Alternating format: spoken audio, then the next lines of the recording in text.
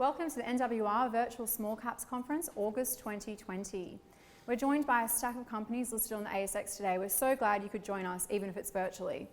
First up will be Founders First. Founders First was established in 2017 and is aiming to build the world's strongest craft beverage collective through supporting and growing independent craft brewery and distillery businesses. It is invested in select craft beverages and is accelerating the growth of these brands through equity and debt funding while providing the craft brands with access to its leading team of liquor industry professionals. Founders First focuses on allowing founders to play to their strengths while giving them support by covering the gaps which traditionally constrain growth and profitability in these businesses. Today's conference is of course streamed using the Shogun 7, which is a product of ASX-listed technology company Atomos.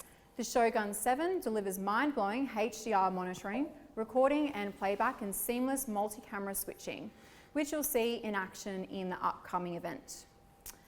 We'll now hand over to Mark Haysman, the CEO of Founders First. Mark's professional career spans more than 25 years with extensive executive experience within global corporations, as well as relevant business insights and deep customer relationships across the beverages, retail and hospitality industries. He is an expert at leading and growing successful businesses and in building organisational capability and culture, demonstrated in previous roles at Carlton and United Breweries, SAB Miller, Lion and the AFL Club Port Adelaide. Over to you, Mark. Thanks very much, Laura. Thank you very much for joining us this morning. Great way to start the week. It's quite bizarre times at the moment. So I'm Mark Haysman, I'm the CEO of Founders First. I've got Andrew Syme here with me as well, our CFO. So yes, thank you very much for joining us and keen to take you through a bit of an update around Founders First this morning. So a bit into about Founders First and what we're all about. We've got a fantastic team. I'm really proud of the team that I've assembled, and as Laura said, I've had sort of 20 odd years in big beer across some great companies, met some amazing people, and in doing so really developed a passion for the entrepreneurial side of the industry, particularly craft, and very happy to be working with Stu and Dan, the two founders, to get this business up and going. So we have an industry-leading team. There's no doubt that we have the capability to run a much bigger business than what we are right now, and we're very confident that we're going to be growing into our skin very, very quickly over the next 12 to 18 months. We've got a unique model, as Laura touched on, so we invest alongside the founders of these businesses and we help them grow, but very importantly we help them play to their strengths and we take on some of the big areas that they're not so comfortable with and really turbocharge their growth. So yes, it's a unique business model. We take a portfolio approach, so across multiple categories, so beer, spirits and emerging beverage categories as well, and a geographic spread as you'll see as we go through the presentation this morning. Typically our targets in the early stages has been early to mid-stage businesses so that we can really add value to these businesses and help them grow. And from there's the opportunity as we deliver scale to really get some synergies and help these businesses turbocharge their profit growth as well. And you'll see through our business that we have great optionality around how we operate in terms of taking equity stakes in businesses, generally with a pathway to control. And we have a bunch of optionality around the different percentages that we hold in these businesses to allow the founders to play really important roles in driving the growth of the businesses as well. So in terms of the team, we've got a terrific team. So myself leading the business, we've got Stuart and Dan as the two co-founders working within the business as well. And then we've got a cross-section of great experience from corporate life, small business, entrepreneurial backgrounds, and people with backgrounds from the likes of Mondelez, CUB, Lion, and we've got a great spread of skills that means that we're going to continue to really accelerate the growth of this business. So let's talk a bit about craft. So before we do that, we're playing in a big market. So it's an $8 billion market in Australia across beer and spirits. So importantly, craft is playing a major role in disrupting in both sectors.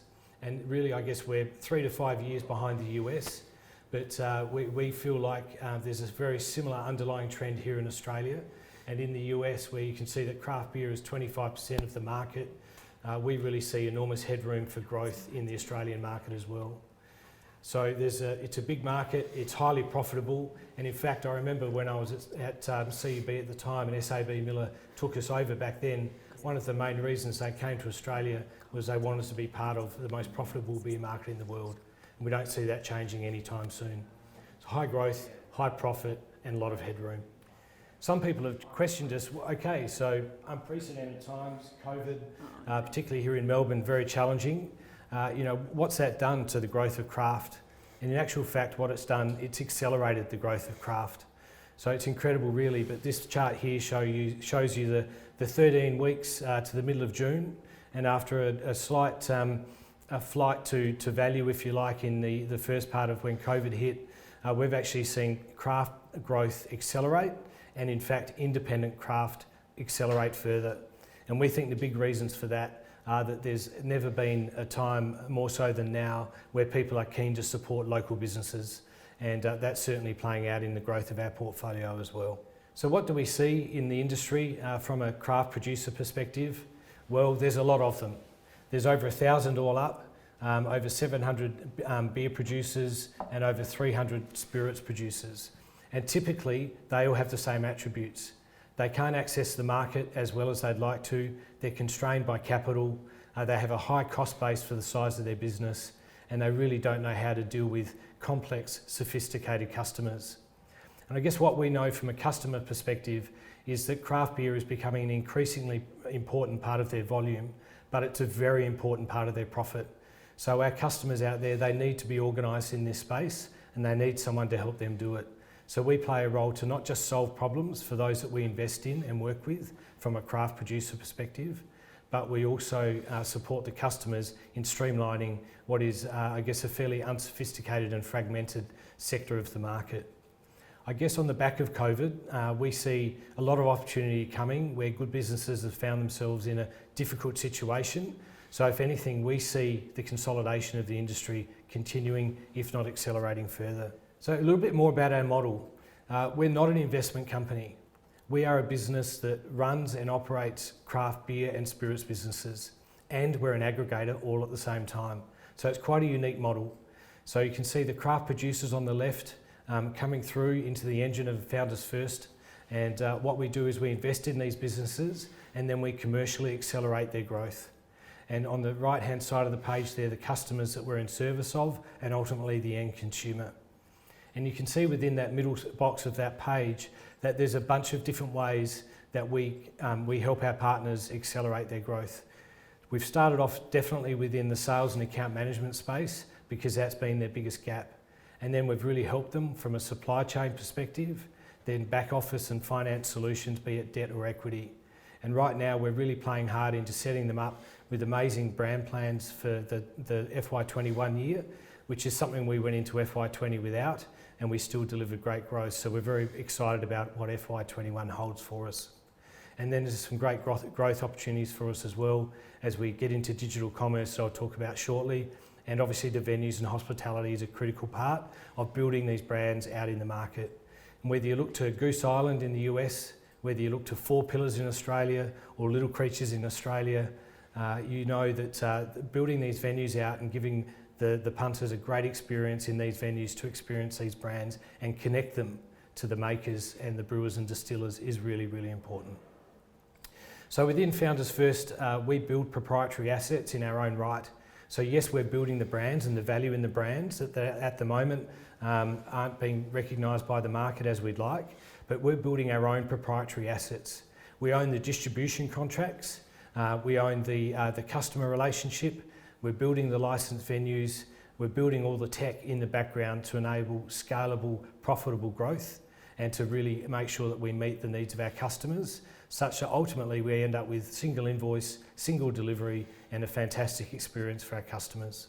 So our portfolio, yes, we've got some opportunity over in the West. We haven't gone there yet, but you'll see that we're building a large collection of Australian craft businesses, predominantly across the eastern seaboard and then through South Australia. And the reason we've focused on that geography at this stage is it's been a targeted approach to make sure that we can really scale and grow these businesses before we look to the West. So we've got half a dozen beer businesses, 2 in Queensland being Ballistic and Slipstream. In New South Wales, we have Foghorn up in the craft hub of Newcastle, which is growing very strongly. Source in the inner west of Sydney, then in Victoria, Jetty Road down at Mornington Peninsula, and then Spark in South Australia. And we now have an interest in 3 spirits businesses as well. Kangaroo Island Spirits from the beautiful KI in South Australia, Green Ant Gin from South Australia as well in the Northern Territory, and Brogan's Way from here in Victoria. And in addition to that, we have an emerging drinks business in Torquay Beverage Company, which has K-Booch. And in addition to that, we have a bunch of venues which will bring our brands to life over the next 6 to 12 months as we roll those out, in addition to the venues that our brand partners already have, such as Jetty Road down in Mornington Peninsula and Foghorn up in Newcastle.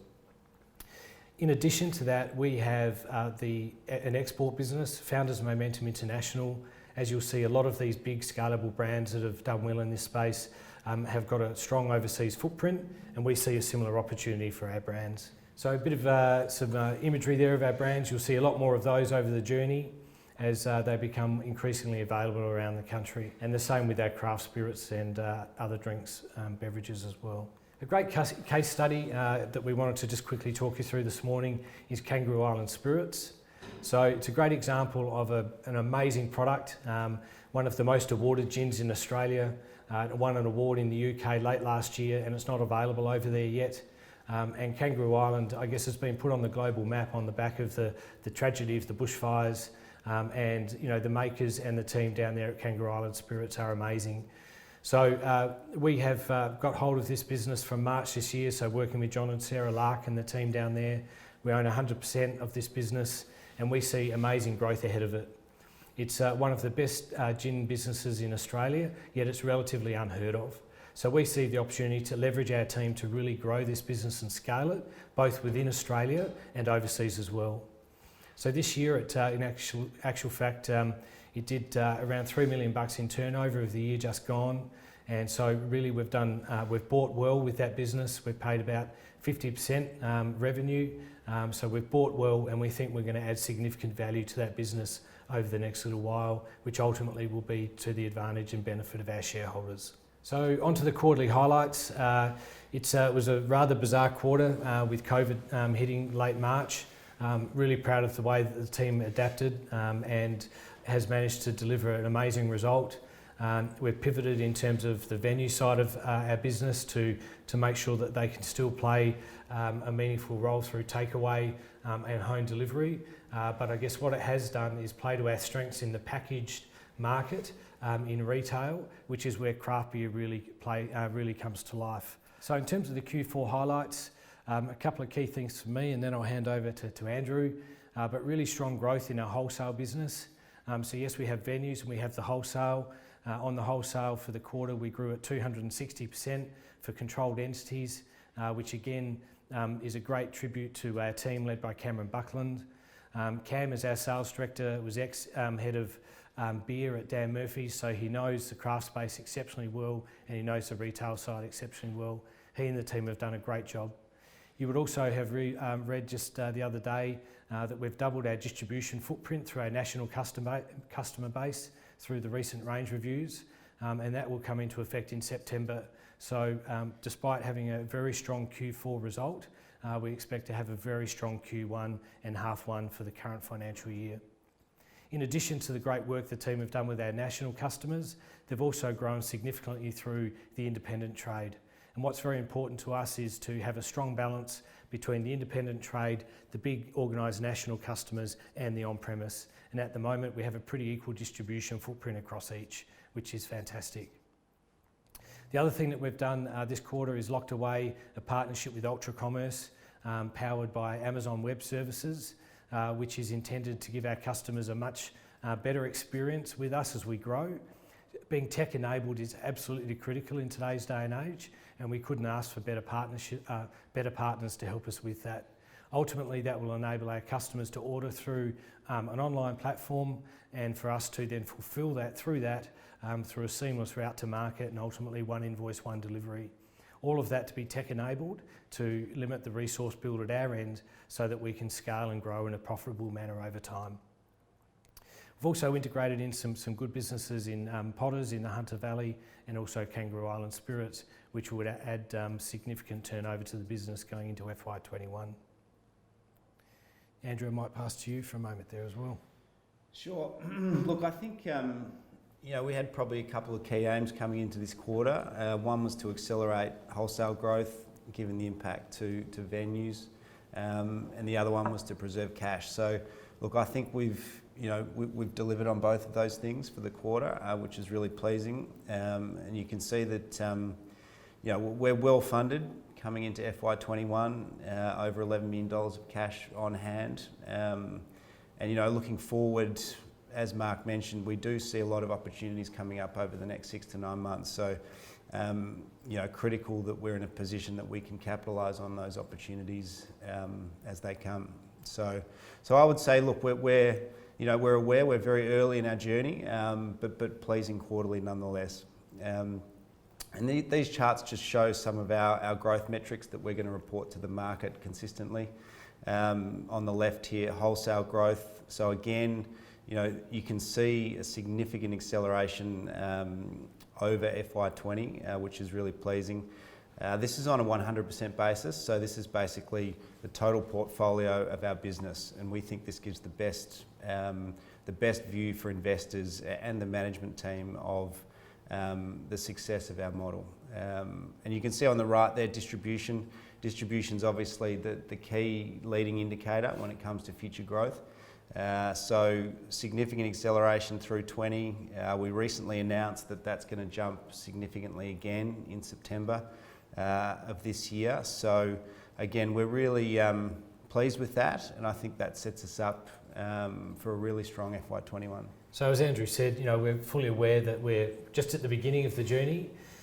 We listed last December, and after doing a Series A and Series B, got the listing away. Timing was important to us because we didn't know exactly what was going to happen in the world. Proven to be a smart move to now have the liquidity available to us in the market. We see significant opportunities coming up, but we really are just starting to hit our straps in terms of our growth and the operations of our business. So over the next 12 months, we see a lot ahead of us. So we definitely invested well into a strong sales team to build out the sales and the distribution. Importantly, from here, we're going to double down on brand investment to really invest behind the brands and get them more visible on the back of their increased availability, and make sure that the pull-through is there and people can get our brands right around the country. We also expect to further expand the portfolio over the next little while as opportunities present, but then make sure that we're leveraging e-commerce and tech to really make sure that we can deliver on a great customer experience and grow and do so efficiently and in an economical manner. So certainly from a growth perspective, the work the team's done to build out our distributions and availability through our range reviews with our major customers and the big independents will certainly have a big impact for the first half of the year. And we'll start to see some of the investments into the venues play off as well, as particularly the Hunter Valley, which is a hotspot for Australian tourism, particularly in a situation where Australians can't travel overseas at the moment. We expect them to really support some of the iconic local tourism destinations, be that Hunter Valley, be that Kangaroo Island, and in time, of course, Mornington Peninsula as well as some of the regional outposts such as Newcastle, Cairns, and the rest of the country. So we're excited about that, and we have a strong representation in those important regions as well.